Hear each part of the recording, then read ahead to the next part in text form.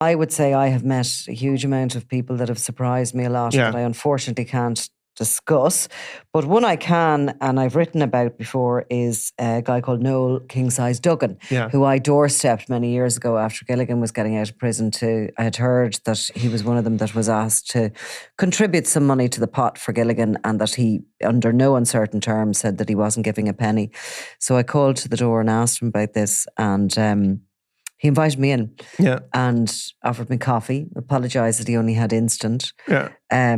Gave me some interesting quotes on the next day's newspaper at the time it was, about how Gilligan could rot in hell or something like this. They were quotes that were headlineable, if you know what I mean. So, and I went on my way, and of course I had come not alone to his house. I had travelled with in a sort of one of the surveillance cars with Jews. And when I had knocked on the door, I'd stood sideways, and the photographer taken a picture of him. And so in his dressing gown, dressing gown, he was in his dressing gown, and he had a pair of flip-flops on his feet. So he wasn't at his best, but nonetheless, we'd got this photograph. So that was used the next day on the front of the paper along with whatever the headline was.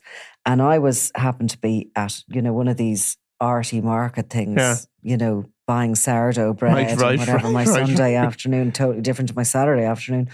And I get this phone call, and it's from Duggan. And I thought, oh my God, this is it. I'm dead now because of this. Not dead, literally. Not literally, obviously. But I just thought, oh, he's going to be not happy about this at all. And he was roaring laughing. And he says down the phone to me, make sure the next time you're calling to warn me, and I'll put on my best Hugo Boss suit. And he found it amusing, the whole thing, and he giggled at it. And he was that kind of a personality. I used to keep in touch with him a little bit over silly things, like he was, the price of cigarettes and the budget, because of course he was Mr. Kingsize. He was called that because he was cigarettes, big cigarette smuggler.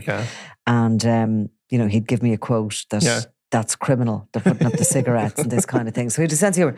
And exactly that. There was a charm. There was a kind of like this sort of fatherly sort of type thing going on. And it couldn't just have been that. That could not just have been. There had to be another side to him as well. But that's the side I got. Yeah, and I think this is the thing. I mean, there's look, the people, the sort of cold-hearted, psychopathic, evil guys, I mean, it's really a film phenomenon, isn't it? In real life, people have these mix of sides, and some of them commit terrible things, but they have another. Well, they have to exist in the normal world as well, because you couldn't possibly be, baddie all the time. You have to, convince people firstly that you're not that, because otherwise you'd just be in jail for your entire life. And they can have loyalty to people, and they can be good fathers and all of these things. But I will say something about them. When they're talking to journalists and stuff like that, mostly, they want something. Nothing is for free. And they have a motivation to talk to you.